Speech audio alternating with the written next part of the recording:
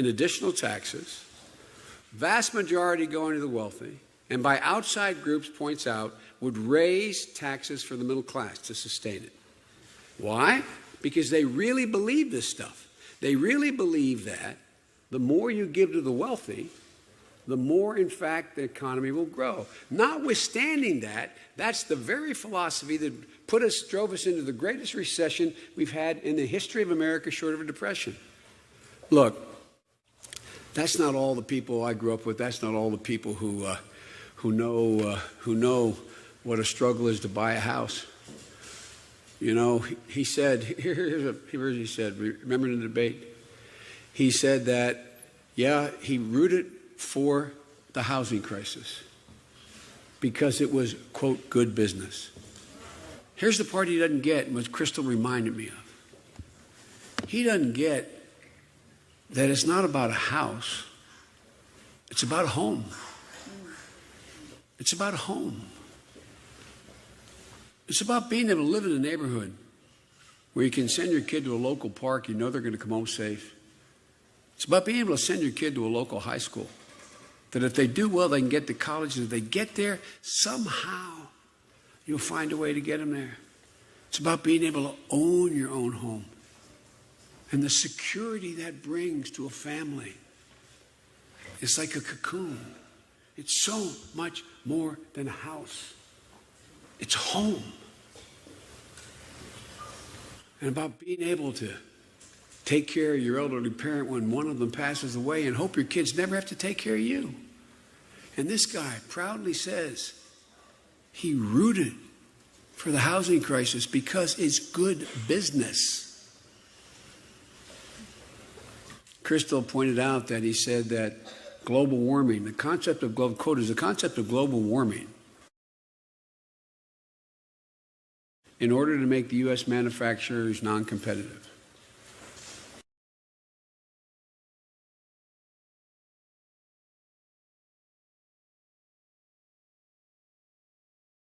And gravity.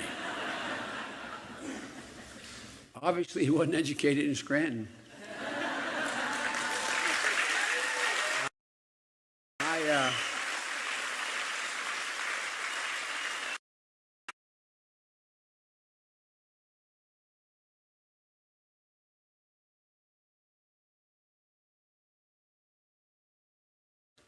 One of the most startling studies done by the United States military, released in 2015, is that climate change is an urgent and growing threat to, quote, our national security. That's what the Joint Chiefs of Staff say. Climate change is an urgent threat to our national security. You know why? Sea level is raised 3 feet. You have tens of millions of people migrating, particularly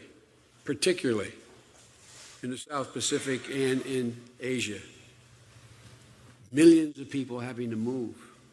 The reason why there's all that chaos in Africa is because of the drought and because of the fight over arable land, causing the chaos you see in Central Africa. Donald Trump says what he's going to do if he gets elected to grow the economy is cut taxes another $9.5 trillion over 10 years. Every outside group that looks at his proposal says, not partisan, says that that's going to require one of two things. Either building a $9.7 trillion national debt higher, or to keep it from growing the national debt, you'd have to cut 40% of everything in the federal government, including Social Security and Medicare and education, to keep the debt from rising over $9 trillion. Where are these guys from? Look, there's only 2 days left. There's so much at stake for Scranton, for the Valley, for Pennsylvania, for the country.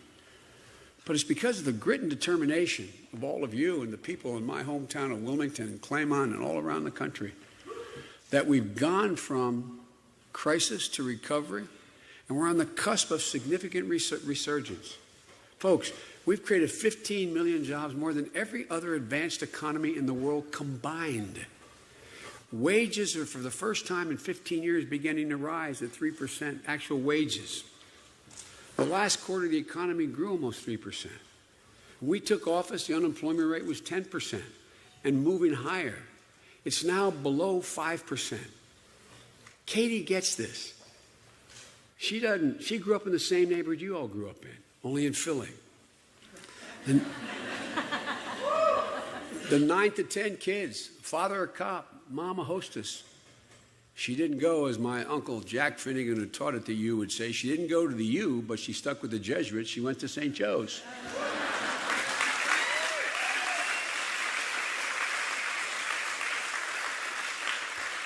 And then she went to a law school very few people get into, Columbia Law School. There's two things you got to know about Katie. One, she has a backbone like a ramrod, and two, she's smarter than you. They're the two things you got to know.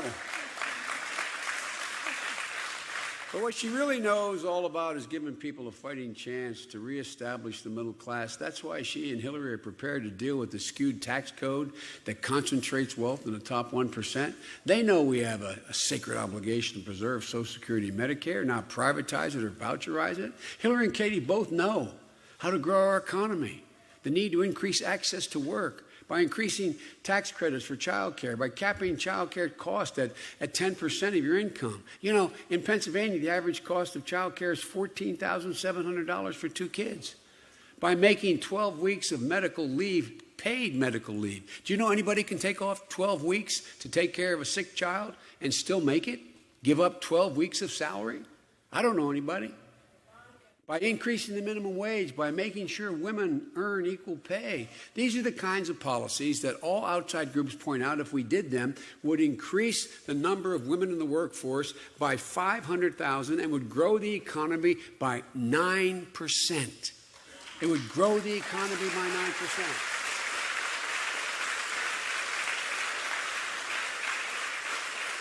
But they also know, in order to continue to take advantage of this resurgence, we need the most modern infrastructure in the world and the best educated public in the world. Right now, our transportation infrastructure ranks 27th in the world. Remember I got in trouble for saying LaGuardia Airport was like a third world airport? Well, guess what? They just listed every airport in America. They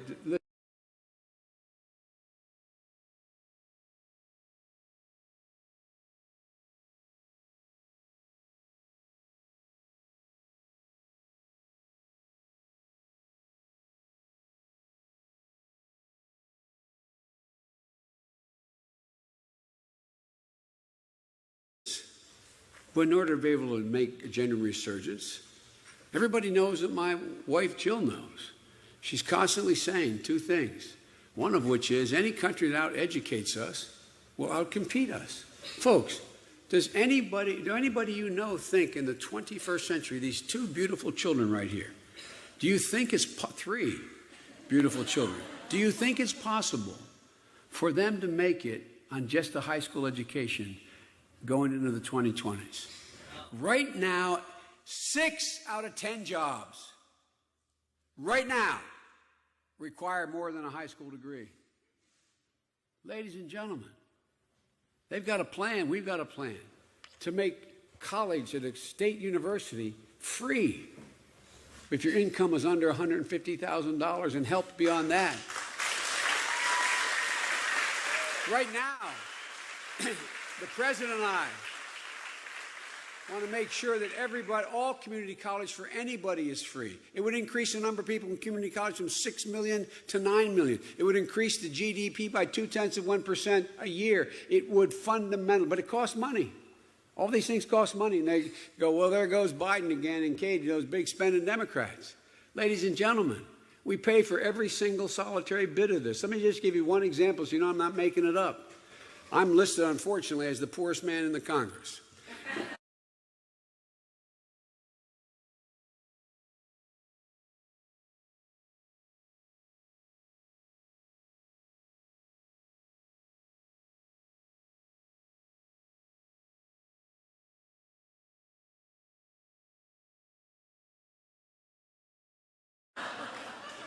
Because I made a promise when I got elected as a 29-year-old kid. I didn't want any conflict. I said I'd never own a stock or a bond as long as I served. I said I would never have any business relationship with any entity as long as I was a United States, as long as I served. And I said that I would never accept an honorarium if anybody has an interest before. So I entered poor and I remained. Although you pay me a great salary, I'm way better off. I'm way better off. When the president had the whole new cabinet at Blair House right after we won, he had a dinner welcoming everybody. And he said, a lot of you made sacrifices because some were making a great deal of money to come into the administration. Then he looked down at me and he said, except Joe, he's the only one that's getting a raise. But here's the point. I didn't know about a thing called, just to give you one example, a thing called stepped-up basis. Stepped-up basis means you go out, it's a tax loophole. If you go out and you buy $1 million worth of stock, it accrues to a value of $2 million over the next 4 years. You go to sell it. If you sell it, you have to pay a tax on the $1 million gain you made, like income, but at a lower rate than you'd pay your income tax. But if, God forbid, in the way to sell the stock, you get hit by a truck and you leave it to your son or your daughter, and they sell it the next day, they pay no tax. Now, they're good people. Wealthy are just as patriotic as the poor. They're good people. They make up 0.4%, these so-called trust fund babies. They're already very wealthy. The last thing they need is another tax cut beyond what their parents got if they had lived another 10 minutes to sell it. And you know how much that costs? It costs the government $17 billion a year. You eliminate that one tax cut, I can put every single solitary person in community college, 9 million of them, for free, and I can cut the deficit by another $11 billion. The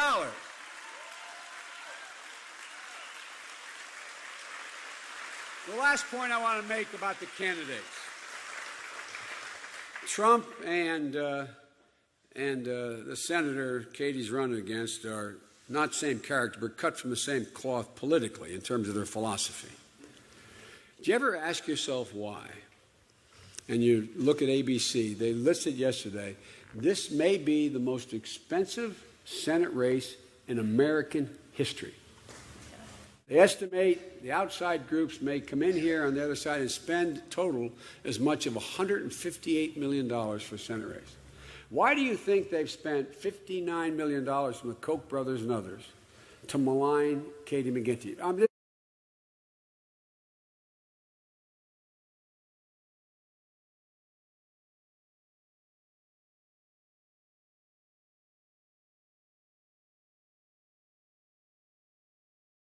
All of what they believe will in fact be undermined, and they know she will not bend. She will not yield. She will not yield to pressure. Katie understands there's certain things worth losing over. So, folks,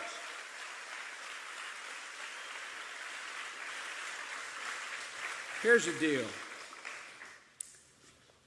We have so much potential. The thing that I think bothers me, the second thing that bothers me the most about Trump is the way he dumbs down America.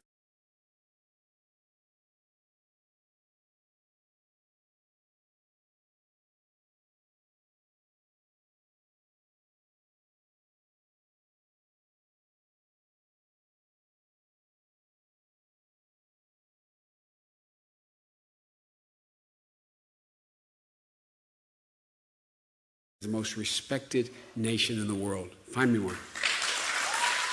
Number one. Number two. As they said in the little steel town, I moved her from Scranton, Claymont, Delaware. China, the European Union, Japan, they're not a patch on our genes, man. We want them to do well, but does anybody feel threatened by Japan? Remember back in the late 80s, Japan was going to own America? And then remember when the European Union, and we want them to do well, formed the EU, and it was 384 million people, and they're going to eat our lunch? Raise your hand if you're worried about the EU. And China. I want China to do well. But guess what, folks? China not only doesn't have enough energy, and we have energy for the remainder of the century, the cheapest energy in the world. They don't have energy. They don't have enough water. They're putting together plans for a $2 trillion project to turn the rivers around and flow in a different direction because they don't have enough water for their people. significant portion of their agricultural land has been polluted by cadmium. It's not usable. Folks, China is our threat. Name me a single major technological breakthrough that wasn't made in America in the last 25 years. Tell me where that is. Ladies and gentlemen, we are so well positioned. We are the epicenter of energy for the 21st century, not the Saudi Arabian Peninsula. We have the greatest research universities in the world, more than all the rest of the world combined. We have venture capitalists that are agile and know what to invest in. We have a rule of law. We protect intellectual property. And we have the most productive workers in the world. So, folks, this is our time. This is America's time. We are in better shape than ever. And we have a whole new generation. My generation of the baby boomers is now outnumbered in voting by the millennials. Millennials are the most talented, most educated, most committed generation in American history. All of you young people, that's real. It's not a joke. Folks, we're already great. My God, we have so much potential. Imagine.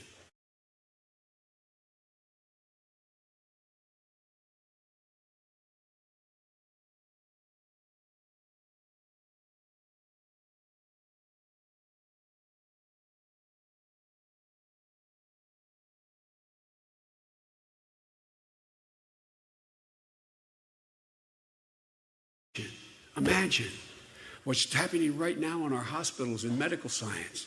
3D printers that are actually printing skin that can go on traumatic burns.